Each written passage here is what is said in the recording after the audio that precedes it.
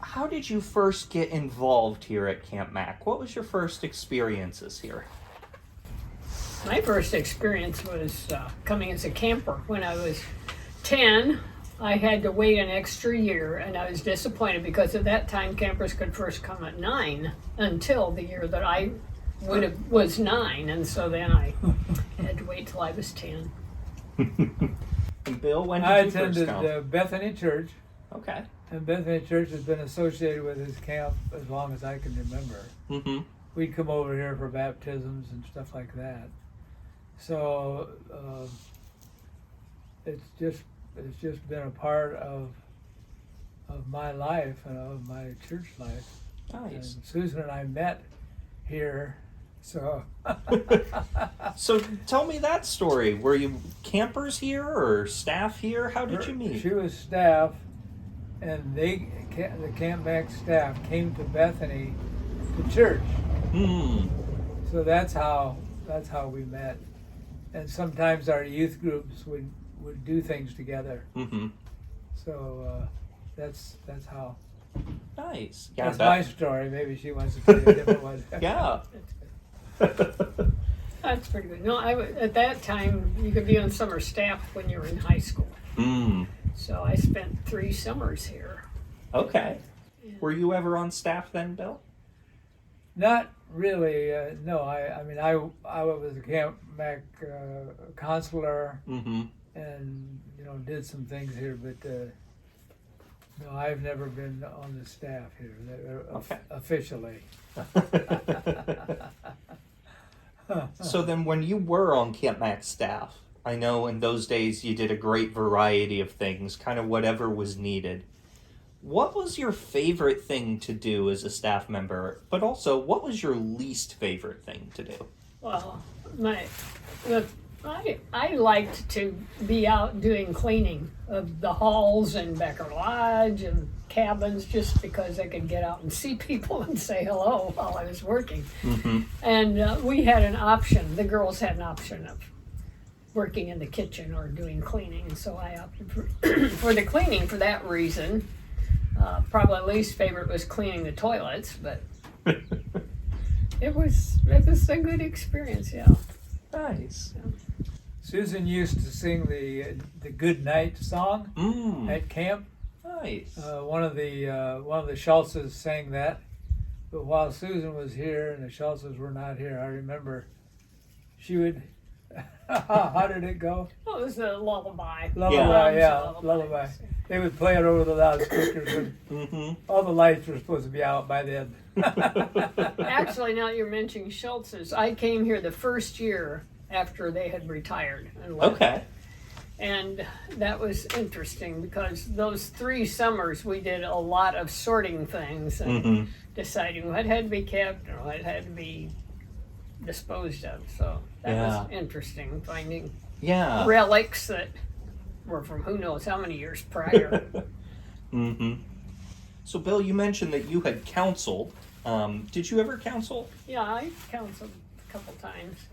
Was there a specific age group or camp that you really enjoyed counseling? Yeah, I really like middle school kids, which isn't what a lot of people say, but I do. I enjoyed them. Nice. And what did you counsel, Bill? I found the counseling to be really a stressful thing for me.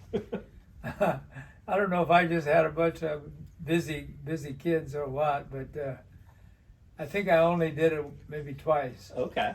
And I decided after that maybe that was not for me. Know thyself. It seemed like I would get no sleep during that whole week. One thing I did do that was a learning experience is 1 year they needed a nurse. Mm. And of course I never have been a nurse. But I thought, well, I can do that. Yeah. So anyway, I found out what nursing is all about. I slept in the room right beside the the place where they come in, Mm-hmm. and they knew where I was at, and at 3 o'clock in the morning I'd hear this little knock on the door. So as you might guess, that week I didn't get a lot of sleep. Yeah. Nice. But it was a good experience. Cool. You both have spent a lot of time here over the years. What is something that you have done here at Camp Mac that you think people are missing out on? That might be a hidden gem that we have here at Camp Mac. It seems to me like they don't miss out on a whole lot here, so that's hard to think of. One of the things I remember is that they would bring in a missionary or somebody, Dr. Howard Bosler. Yeah. In fact, I don't know if you knew him, but he was a missionary to Nigeria. Okay. And then after he retired, he practiced in Waterford. And he was instrumental in my becoming a doctor. He came here and he talked about mission work and what he had done. Okay. And I just thought, well, that's what I'd like to do. Nice. Well, that reminds me, the earliest memory I have of Camp Mac would have been probably in 1948. Okay. When my grandmother, who was a missionary that had just returned from India, said, would you like, she was here for the week, like they used to have missionaries come for the week. Yeah. And she invited me up. She went to see my room, so I went up, clear up to the top of Becker, and she pulled the curtains aside and showed me where her bed was, and that was her room. Oh, way back before it was renovated. Yes, oh, way back. Yeah. So, what was your grandmother's name then? Alice King Eby. Okay. I was thinking Mission Village. Yes, so, they have one of the... yeah. Yeah. That's the one I stayed in as a camper. So Oh, really? I remember reading the little thing about So them. you remember that? I yeah. do. I do. Okay, yeah.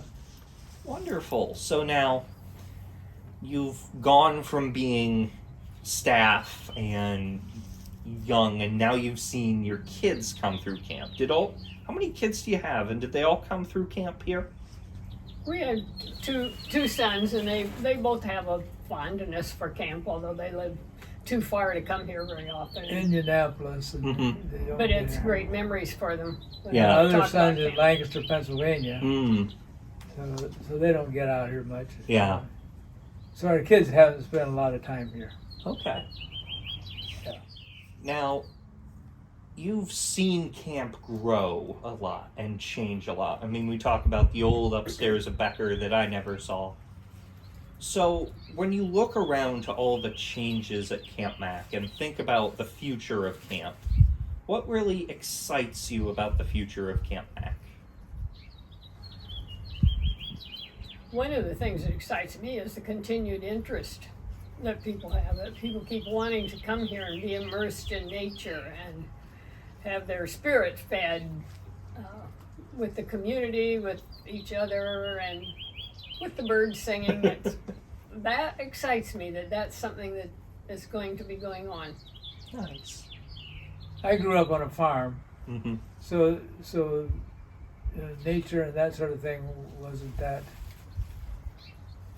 exciting for me. I mean, it means a lot to me, and I would enjoy the time here.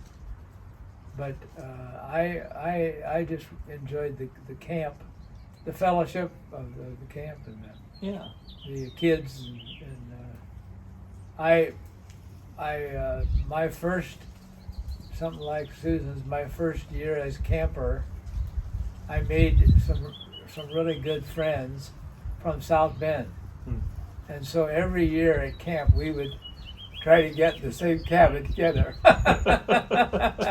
And we were such good friends, we even went to college, Manchester College together. Nice. So anyway, yeah, you make a lot of friendships that way here. That was one of the important things for me from Camp Mac. Now that I think about it, the list of Camp Mac former campers that are now doctors who went through Manchester, that's a pretty big list. Well, that's true. I remember one time Arden Ball said that this is really a prep system or a feeder system for the college, and it's true. There are a lot a lot of people that end up going to Manchester who were campers here, and they have those ties, those Yeah. bonds.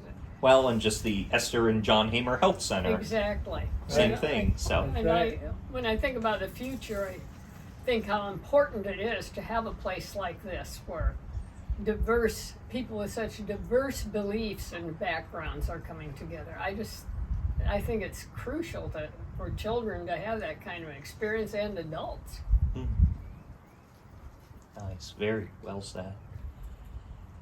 So, in all of your experiences here, do you have any especially fond memories or stories that really stick out to you that you'd like to share? I I suppose. remember L.W. Schultz. Yeah. Oh yeah. L.W. Schultz. He used to tell stories down by the fireplace. I can still remember that just as plain as day. Yeah, that was probably the highlight for me. We had this Indian campfire, we called it, and everybody wear their. You always brought your Indian blanket to camp, and we'd wear that to the Indian campfire.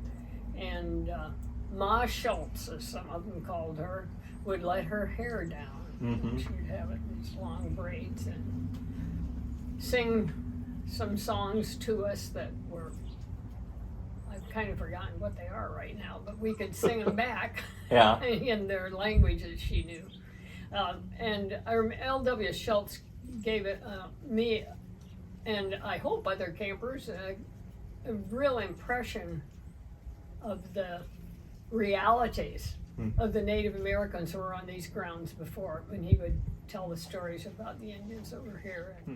So, with all the camp activities you've done, if you had to come here for a week and only do one activity, what would you spend your week doing? Well, I'd spend it sitting different places and meditating.